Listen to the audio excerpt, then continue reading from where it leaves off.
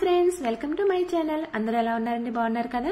ఈ రోజు ఎంతో టేస్టీ అండ్ హెల్తీ రెసిపీ అయిన రాజ్మా కర్రీ ఎలా తయారు చేయాలో చెప్పబోతున్నానండి. ఇది హెల్త్ కి చాలా మంచిది. పిల్లలకి ఖచ్చితంగా వీక్లీ వన్స్ ట్రై చేసి పెట్టండి.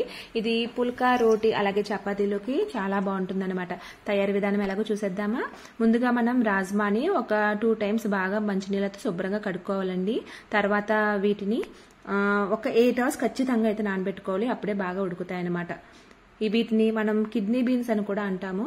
వీటిని మనం బాగా శుభ్రం చేసిన తర్వాత ఏ వాటర్లో అయితే నానబెట్టుకుంటున్నామో ఆ వాటర్తోనే కుక్కర్లో వేసుకుని వాటిలో ఒక 5-6 లవంగాలు, 2 దాల్చిన చెక్క, ఒక 7 యాలకులు, ఒక 2 బిర్యానీ ఆకు ఇవన్నీ కూడా వేసుకుని చిటికెడు పసుపు, 1 స్పూన్ కారం, అలాగే టేస్ట్కి సరిపడినంత సాల్ట్ వేసుకుని ఖచ్చితంగా 8 to 10 విజిల్స్ వరకు వేయించుకోవాలండి. లేదంటే రాజ్మా అన్నది ఉడకదు అనమాట.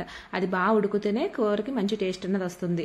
తర్వాత స్టవ్ ఆన్ చేసుకుని కడాయి పెట్టుకుని అందులో సరిపడినంత ఆయిల్ వేసుకుని చిన్న చిన్న ముక్కలుగా కట్ చేసి పెట్టుకున్న ఆనియన్స్ అలాగే గ్రీన్ చిల్లీస్ ఈ రెండు కూడా మంచి బ్రౌన్ కలర్ వచ్చేంత వరకు కూడా ఫ్రై చేసుకోవాలి. అప్పుడు కూర టేస్ట్ చాలా బాగుంటుంది.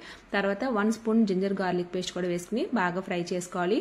తర్వాత చిటికెడు పసుపు, 1 స్పూన్ కారం, 1/2 స్పూన్ జీలకర్ర పౌడర్, 1/2 స్పూన్ ధనియా powder, 1 spoon garam masala powder ఇవన్నీ కూడా వేసుకుని బాగా మంచి సువాసన వచ్చేంత వరకు కూడా మనం ఫ్రై చేసుకోవాలి. తర్వాత 2 లేదా 3 టొమాటోస్ని ఇలా ప్యూరీలా చేసుకుని పచ్చివాసన పోయేంత వరకు కూడా బాగా ఫ్రై చేసుకోవాలి. తర్వాత రుచికి సరిపడినంత కల్లుప్పు కూడా వేసుకోవాలి. టేస్ట్ కోసం మధ్యలో కరివేపాకు నేను కట్ చేసుకుని పెట్టుకున్నాను, అది కూడా వేసుకోవాలి. తర్వాత నేను చూపిస్తున్న విధంగా రాజ్మా బాగా ఉడకాలన్నమాట. తర్వాత నూనె సెపరేట్ అయిన చూసారు కదా, ఇలా సెపరేట్ అయిన టైంలోనే మనం కర్రీని ఒకసారి బాగా కలుపుకొని ఏ వాటర్లో అయితే ఉడకబెట్టుకున్నామో వాటర్తో సహా మనం రాజ్మాని ఇందులో వేసుకోవాలి. వేసుకున్న తర్వాత బాగా కలుపుకొని ఒక 1 glass ఆఫ్ వాటర్ని అందులో వేసుకోవాలి. వేసుకుని కలుపుకొని మూత పెట్టుకుని 10 to 15 minutes లో ఫ్లేమ్లో మాత్రమే కుక్ చేసుకోవాలండి. ఇలా కుక్ చేసుకున్న తర్వాత ప్లేట్ తీసి చూస్తే ఇదిగో ఈ కన్సిస్టెన్సీలో మనకి గ్రేవీ రెడీ అయితే బాగుంటుంది అన్నమాట. తర్వాత దీన్ని కొత్తిమీరతో గార్నిష్ చేసుకుని సర్వింగ్ బౌల్లోకి సర్వ్ చేసుకోవడమే.